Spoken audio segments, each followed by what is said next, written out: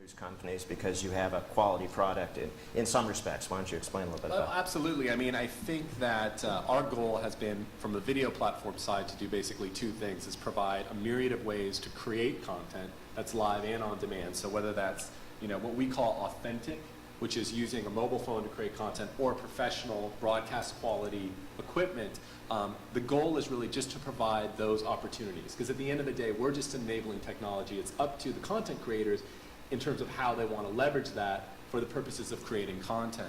And then the other side of it for us is how to distribute that content.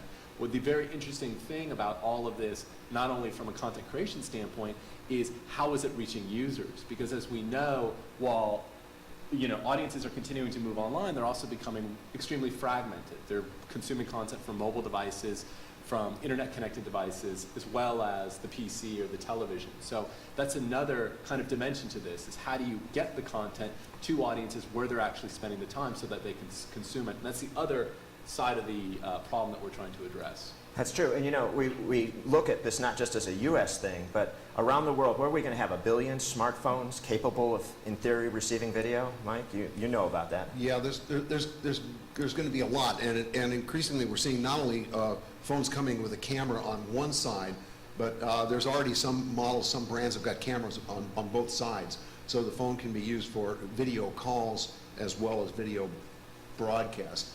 And we're forecasting at the Institute for the Future that by the end of the decade, almost every human on the planet will be able to afford a credit card size device with equivalent capability of an iPhone.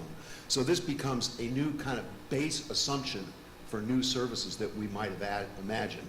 And so that it's going to actually transform video from a special experience to a ubiquitous and pervasive experience. So that it's the combination of these ubiquitous devices, and soon ubiquitous displays. These thin film displays are going to be trivially installed on public spaces and walls, on tabletops, in furniture that we can't imagine, and so that we're going to be actually immersed in video experience as a result.